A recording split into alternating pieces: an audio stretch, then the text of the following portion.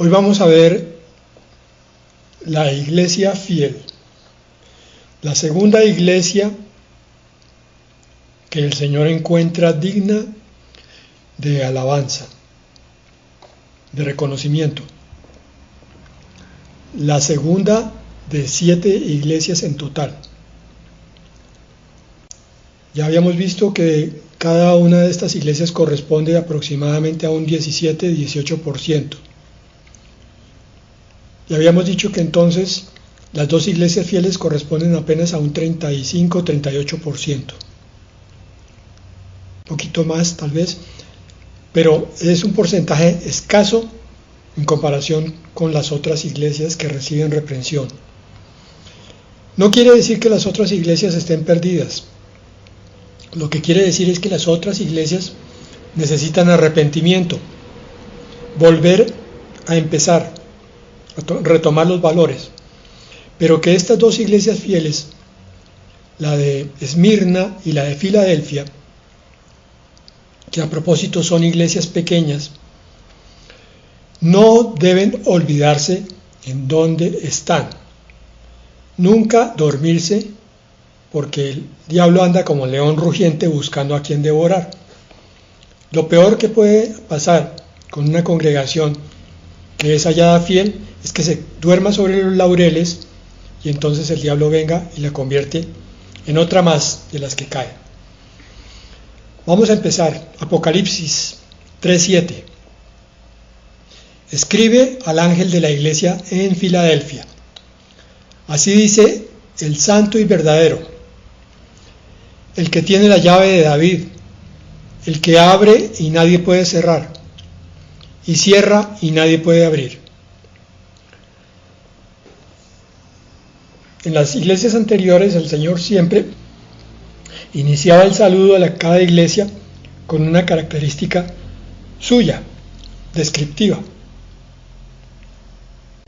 Aquí ocurre exactamente lo mismo, pero esta vez el significado es diferente en el sentido de que no es para reprender a la iglesia, no es para advertirla, sino para mostrarle quién es el que guía esta iglesia. ¿Quién la guía? El santo y verdadero, el que tiene la llave de David. Y con esa llave abre y cierra. Lo que abre no se puede cerrar y lo que cierra no se puede abrir. Isaías 22:22 dice: yo le entregaré la llave de la casa de David. Se está refiriendo a un rey judío. Lo que él abra, nadie podrá cerrarlo. Lo que él cierre, nadie podrá abrirlo. Todavía continuamos sin entender bien a qué se refiere esto, pero quiero que recuerden esto, mis hermanos. Cada vez que nos relacionamos con el Señor, nos estamos relacionando con el poder vivo de Dios.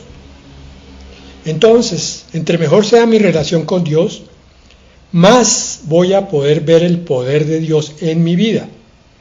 Poder de sanidad, sobre las debilidades, o sea, poder de levantamiento, poder de resurrección, poder de limpieza.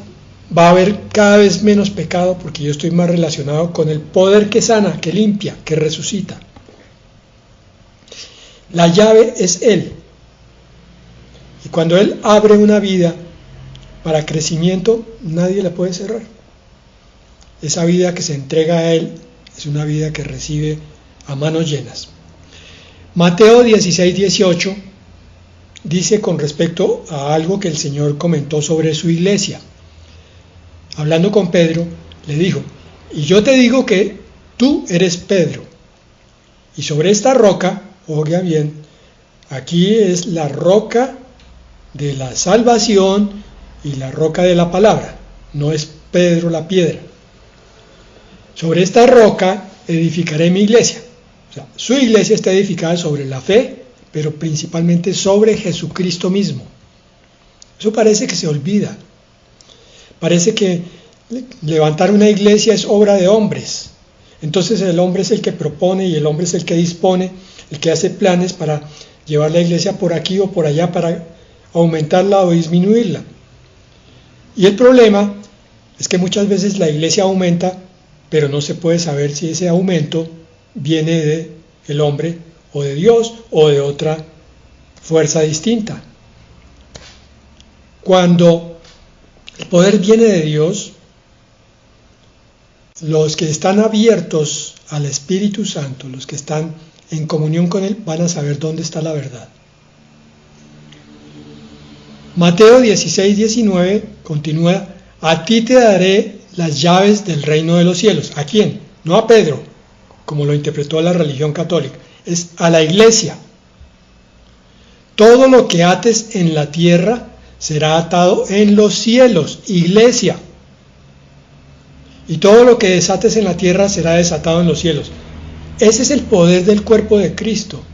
Ese es el poder que se ha perdido porque se convirtió la iglesia en una simple congregación de oír y no más.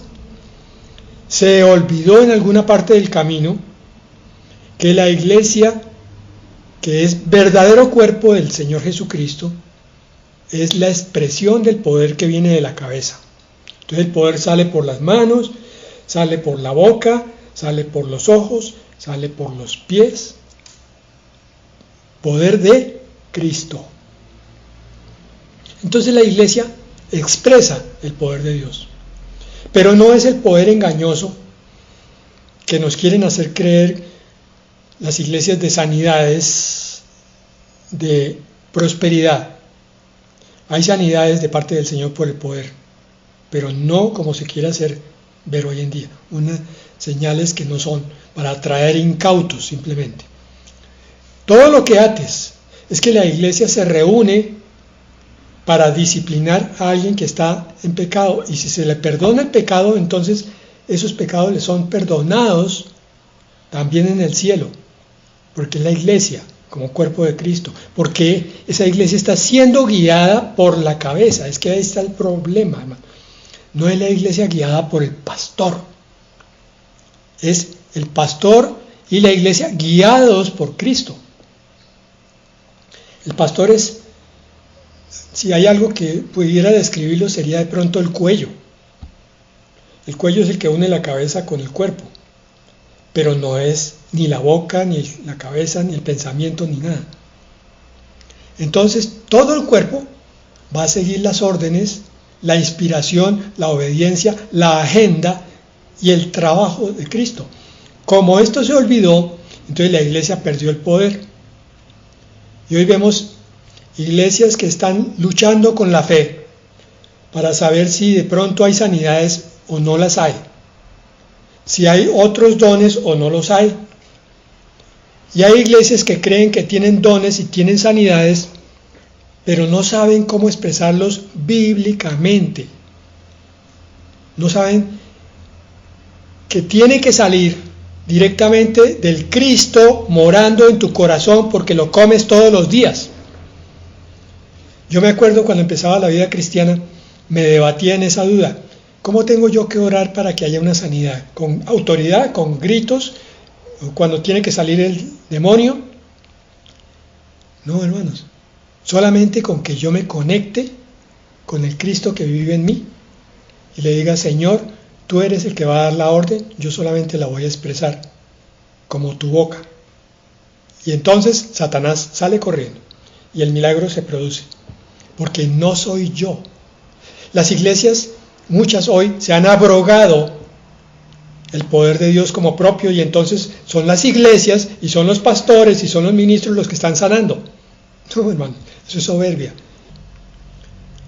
La llave finalmente es el santo mismo, el que dijo aquí que era el santo y el poderoso y el verdadero. La llave de todo el poder espiritual es Cristo, su presencia real. Entonces nuestro trabajo en estos discipulados es hacernos conscientes. Cuando alguien habla, trae la palabra, un pastor, un predicador, entonces el resto de la congregación dice: amén, me están diciendo que es Cristo en mí, ahora yo tengo que volverme consciente de ese Cristo en mí todos los días como un ejercicio, así como tendría que ejercitarme en entender que mi corazón está latiendo, llevando sangre, de lo cual soy inconsciente la mayoría del tiempo, a menos que me enferme del corazón Es lo que pasa con los enfermos cardíacos. Ellos se vuelven conscientes del corazón. Nosotros como cristianos tenemos que ser conscientes de Cristo viviendo en nosotros. Esa es la razón de la comunión, es el secreto del gozo cristiano, es el secreto de la vida abundante cristiana, es el secreto de la llenura del Espíritu.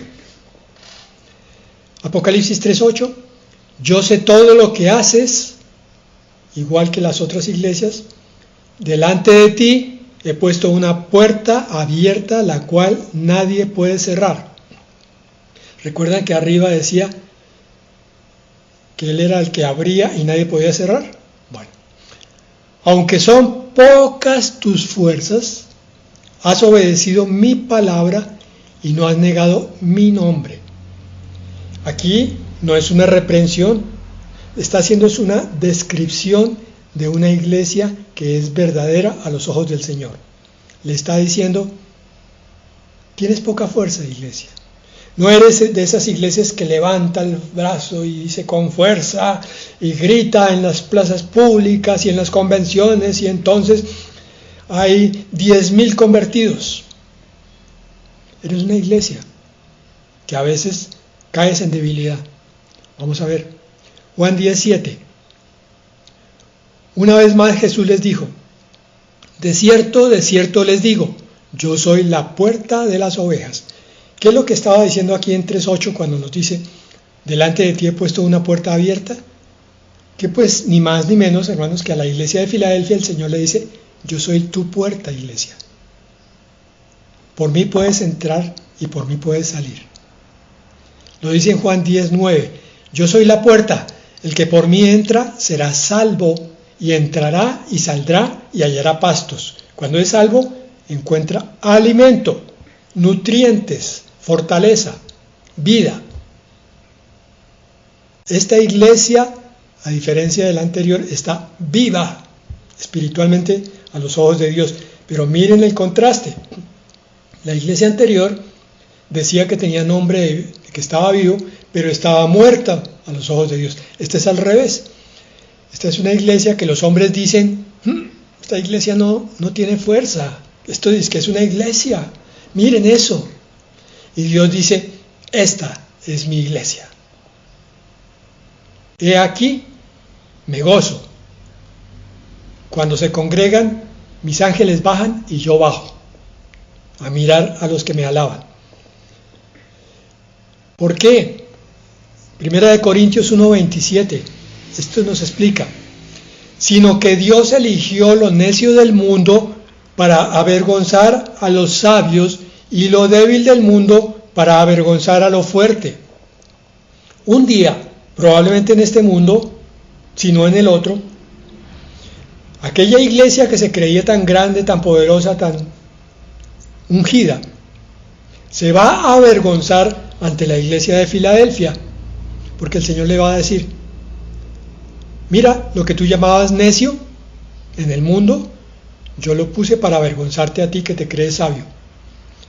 Y lo que tú llamabas iglesia débil, lo puse yo para avergonzar a lo fuerte. ¿Por qué? Porque esta iglesia de Filadelfia camina, permite, busca mi presencia. En cambio, tu iglesia fuerte, lo vamos a ver en la Odisea, tienes ese pequeñísimo gran problema. Ya lo veremos mañana. Y 2 Corintios 12:9 dice, pero Él me ha dicho, no se pierdan estos versículos, hermanos, porque estos les sirven a ustedes en los momentos de crisis. El anterior, 1 Corintios 1:27, y 2 Corintios 12:9. Pero Él me ha dicho, con mi gracia tienes más que suficiente. Esta es la Reina Valera contemporánea. Porque mi poder se perfecciona en la debilidad. ¿Te sientes débil? Es que tú no andas por lo que ves, sino por lo que crees, por tu fe. Y por tu fe crees en mí. Entonces es mi poder el que se perfecciona en aquello que dices que sientes y que no es la realidad espiritual. Porque la realidad espiritual, iglesia, es lo que crees. Es mi palabra. Repito, con mi gracia tienes más que suficiente, porque mi poder se perfecciona en la debilidad. Por eso, con mucho gusto habré de jactarme en mis debilidades, para que el poder de Cristo repose en mí. Entonces, ¿tienes una iglesia pequeña? Gózate, hermano. Busca las cosas valiosas de esa iglesia y dile: gracias, Señor, porque no me voy a gozar yo porque es una iglesia gigantesca y entonces voy a sentir escalofríos en el momento de la alabanza porque tienen unos equipos de sonido tremendos. Aquí no hay con qué alabarte, Señor.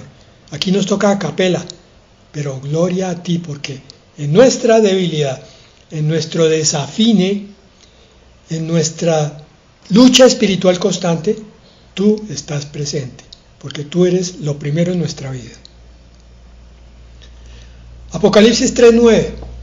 Yo haré que esos en la sinagoga de Satanás, que dicen ser judíos y no lo son, sino que mienten, vayan y se arrodillen ante ti y reconozcan que yo te he amado.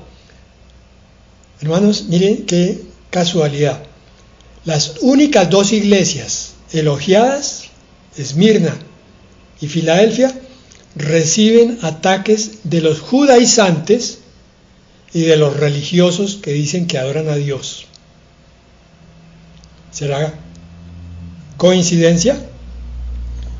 ¿O la palabra nos está diciendo algo importante?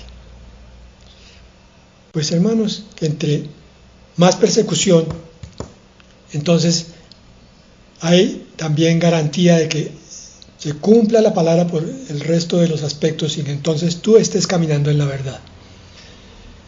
No es donde hay mucho elogio, donde hay mucha felicitación del mundo, es donde hay persecución, calumnia y debilidad. Apocalipsis 2:9 dice: yo conozco tus obras, tus sufrimientos y tu pobreza, refiriéndose a Esmirna, aunque en realidad eres rico. Sé cómo te calumnian los que dicen ser judíos, pero en realidad no son sino una sinagoga de Satanás. Entonces, Apocalipsis 3:9 y 2:9, ambas están hablando de iglesias pequeñas, verdaderas, perseguidas y específicamente atacadas por grupos que quieren volverse a la ley, judaizantes, y volverse a las religiones.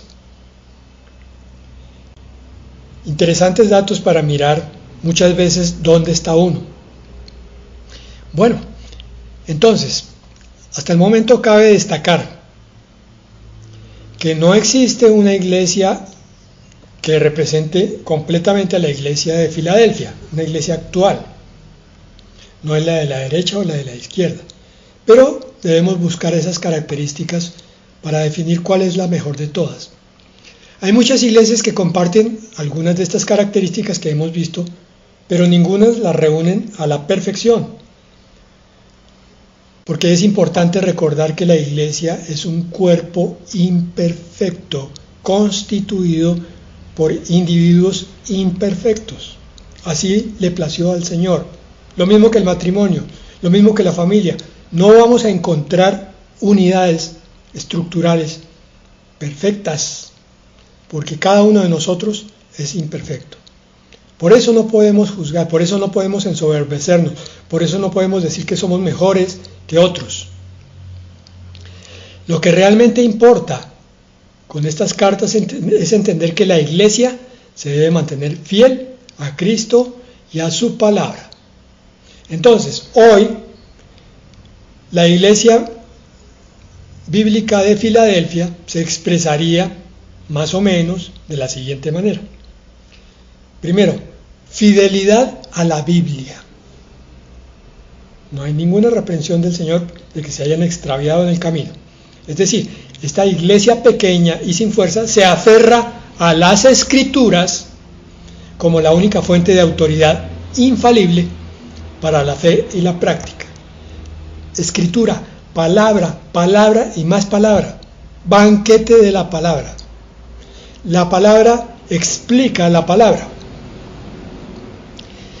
Y la predicación y la enseñanza se basarían entonces en una exégesis, es decir, en una explicación de la palabra cuidadosa y fiel. ateniéndose a no dar interpretaciones personales, sino que todas sean bíblicas. Por eso es mejor explicar la palabra con la palabra, para que no haya opinión de hombres. Una iglesia de Filadelfia actual estaría también caracterizada por amor y unidad. Habría un fuerte amor fraternal entre los miembros, eso quiere decir Filadelfia.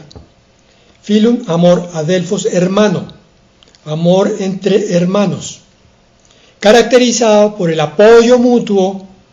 Oremos los unos por los otros. ¿Estás en necesidad? Vamos a ver cómo te podemos ayudar, así sea solo con oración, así sea poniéndote la mano y diciendo, yo estoy aquí, hermano, no puedo darte nada más, pero aquí estoy. O sí puedo, te doy este poco de mi tiempo o este poco dinero, porque mañana quizás sea yo el que necesite recibir oración, apoyo o dinero. Y amor y unidad, porque habría un fuerte sentido de comunidad, todos juntos, incluidos, donde se sienten bienvenidos y valorados. Hay un respeto de todos por todos. Una iglesia de Filadelfia actual perseveraría en la fe. Sus miembros serían firmes en la fe, firmes, no dudando.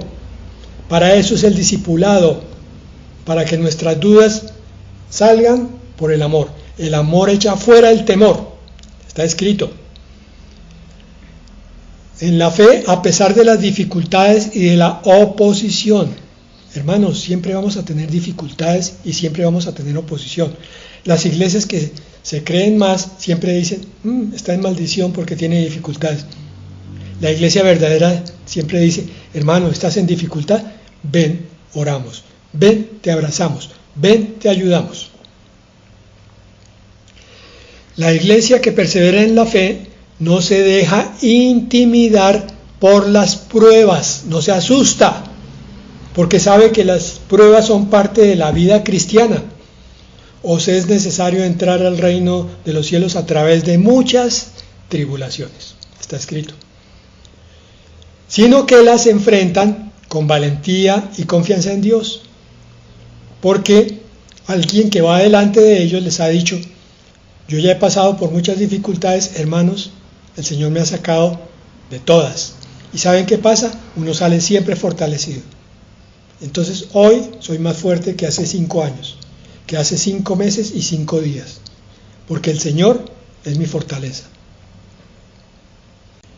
Una iglesia de Filadelfia se caracterizaría también por evangelización y discipulado. La iglesia estaría comprometida a compartir el evangelio. ¿Por qué? Porque de gracia recibimos, de gracia damos. Pastor, pero es que yo no sé cómo evangelizar. Hermano, sí sabes. Cuenta lo que el Señor ha hecho en tu vida y eso es evangelismo.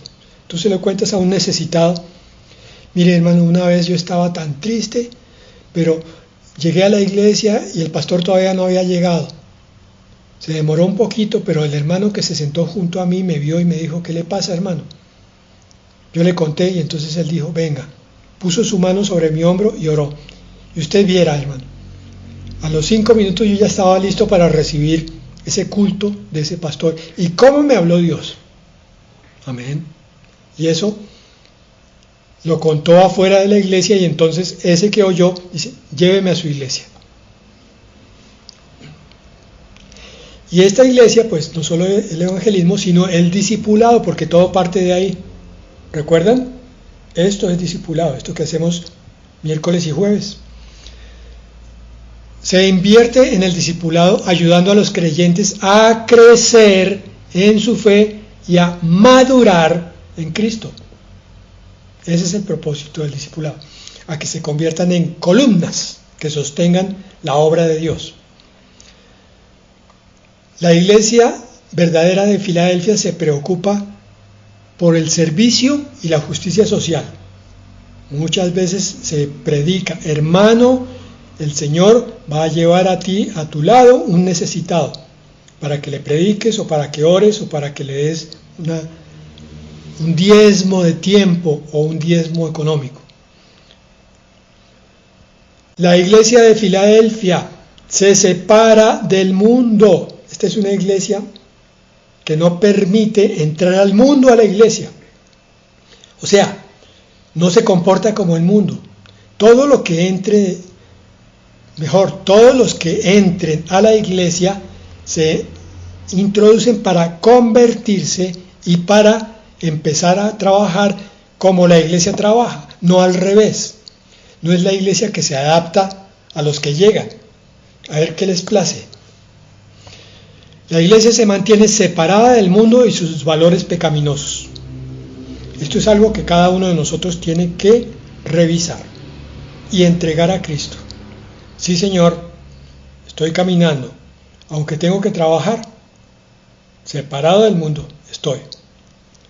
Sus miembros viven vidas santas y ejemplares, reflejando el carácter de Cristo. Tienen una batalla diaria contra el pecado. Esta iglesia tiene alabanza y adoración. Celebra la grandeza de Dios a través de la alabanza y de darle la gloria a Él constantemente. Ese es el Señor el que hace todo en esta iglesia, no es el hombre. Y es una adoración apasionada, no emocional. Hay una diferencia. El liderazgo espiritual de esta iglesia es guiado por pastores y líderes piadosos llenos del Espíritu Santo. Estos líderes dan ejemplo de fe, integridad y amor por el rebaño. Si tú estás en una iglesia donde tu pastor solamente predica y sale y se pierde rápido y no se deja ni siquiera acercar a 5 metros, no, hermano, hable con fulano, no. Y el pastor vive muy ocupado con cosas del mundo. Y esta iglesia se dedica a apacentar y a cuidar de la iglesia, los unos con los otros, enseñando la palabra de Dios y guiándola hacia la madurez espiritual. Unas características adicionales que podrían ser parte de esta iglesia es un fuerte énfasis en la oración y la búsqueda de Dios. Sin esto, el resto no tiene sentido. La comunión con Dios, la lectura de la palabra, la oración. Un compromiso con la educación y el discipulado de los niños y de los jóvenes en tu casa, tú. Y un enfoque hacia la sanidad mental y emocional. ¿Cómo se logra eso? No porque la iglesia tenga psiquiatras de cabecera, sino porque tiene a Cristo en el corazón y Él es el que sana las inestabilidades que tiene nuestra carne. Crean en eso, hermanos. A veces ciertas enfermedades son crónicas para que un día demos testimonio de ellas, para que un día digamos, a pesar de ellas me mantuve fiel, pero algunas podrían deberse a que falta algo en nuestra fe. Bien, Apocalipsis 3:10, volvamos. Por cuanto has obedecido mi mandamiento de ser perseverante, aquí viene la gran promesa para esta iglesia, yo también te protegeré de la hora de la prueba, la cual vendrá sobre el mundo entero para poner a prueba a cuantos habitan en la tierra.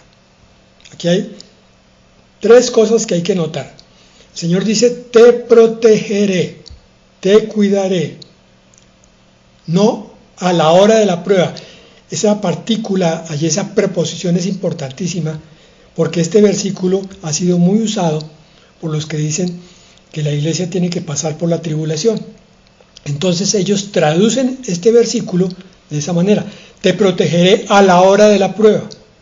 Sí, claro, el Señor va a estar con la iglesia mientras sufre, pero protegiéndola. Entonces la iglesia cruza la tribulación y sale finalmente. Nunca fue arrebatada al principio. Pero los que creen en el arrebatamiento inicial buscan esa traducción y se dan cuenta que en el griego es la partícula de. Te protegeré de la hora de la prueba. Es decir, te sacaré de, te quitaré, te rodearé. No te permitiré que pases por la hora de la prueba. Apocalipsis 12:12. Alégrense por eso ustedes los cielos, alégrense ustedes que los habitan. Miren, esto tiene que ver con la parte final del versículo 3:10, donde dice, ponen a prueba a cuantos habitan en la tierra, a los moradores de la tierra, dice la Reina Valera del 60. Hay que distinguir, hay moradores de la tierra que viven en la tierra y no viven en ninguna otra parte, y hay ciudadanos del cielo que viven transitoriamente en la tierra, pero moran en el cielo. ¿Cómo así? Sí, cuando tú miras las cosas de arriba y no las de la tierra, cuando te apartas de las cosas de la tierra para buscarlas del cielo, estás morando en el cielo, aunque tu cuerpo esté aquí. Estás apartado para Dios. Por eso dice, alégrense ustedes que los habitan. También se refiere a los ángeles y a los santos que ya están allá. Pero habla de aquellos de entre nosotros, espero que estés tú ahí, como morador de los cielos, aunque estés todavía aquí en la tierra. Pero hay de ustedes los que habitan en la tierra y el mar. El diablo ha llegado a ustedes lleno de ira porque sabe que le queda poco tiempo. Entonces, cada vez que se encuentran grupos de seres humanos, digamos 100, de 100 seres humanos en un grupo dado, habrá máximo 10 moradores del cielo entre la tierra y 90 moradores de la tierra en la tierra. ¿Me expliqué? Son los hijos de Dios y los hijos del diablo. Los hijos del reino y los hijos de la oscuridad, los incrédulos. Y eso incluye a muchos cristianos que siendo dizque creyentes se comportan como carnales. Filipenses 3:20 dice, pero nuestra ciudadanía está en los cielos, de donde también esperamos al Salvador, el Señor Jesucristo. Si eres verdadero hijo de Dios, tu ciudadanía está en los cielos. Apocalipsis 3:11. Ya pronto vengo. Amén, amén y amén. Sacude tu corazón y tu mente ante este llamado. Señor ya viene. Lo que tienes, lo que has recibido a través de todo este tiempo, de tu iglesia, de esta reunión virtual, reténlo, no lo sueltes y nadie te quitará tu corona. Apocalipsis 22:7. Vengo pronto. Otra vez. Dichoso el que obedece las palabras proféticas de este libro. Dichosos los que oyen las profecías de este libro y las guardan. No es solo oír, es oír y es vivir. Apocalipsis 1:3 también dice lo mismo. Bienaventurado el que lee y los que oyen las palabras de estas profecías y observan lo que en ella está escrito, porque el tiempo está cerca. Y Apocalipsis 4:4. ¿Cuál corona? Nadie te quitará tu corona, decía Apocalipsis 3:11. ¿Cuál corona? Alrededor del trono había 24 tronos, y en ellos estaban sentados 24 ancianos. Hemos dicho que son, ya lo veremos cuando lleguemos allá, son los representantes del Antiguo Testamento, 12 tribus de Israel, y los representantes del Nuevo Testamento, los 12 apóstoles. Antiguo y Nuevo Testamento, santos del Antiguo, santos del Nuevo. En 24 tronos en total, como figura, así como el 7 es una figura profética, el 24 también, y en ellos estaban sentados 24 ancianos, vestidos de ropas blancas. Las ropas nos ayudan a identificarlos, y con sendas coronas de oro en la cabeza. Cada anciano tenía una corona. Esa es la corona que el Señor dice, lo que tienes no lo sueltes y nadie te quitará tu corona. La corona de la vida eterna. Apocalipsis 3:12, el penúltimo versículo que vamos a ver. Al que salga vencedor, tú, mi hermano, amén. Lo convertiré en columna del templo de mi Dios, y nunca más saldrá de allí. Sobre él escribiré el nombre de mi Dios y el de su ciudad, es decir, de la nueva Jerusalén que desciende del cielo de mi Dios, y también mi nuevo nombre.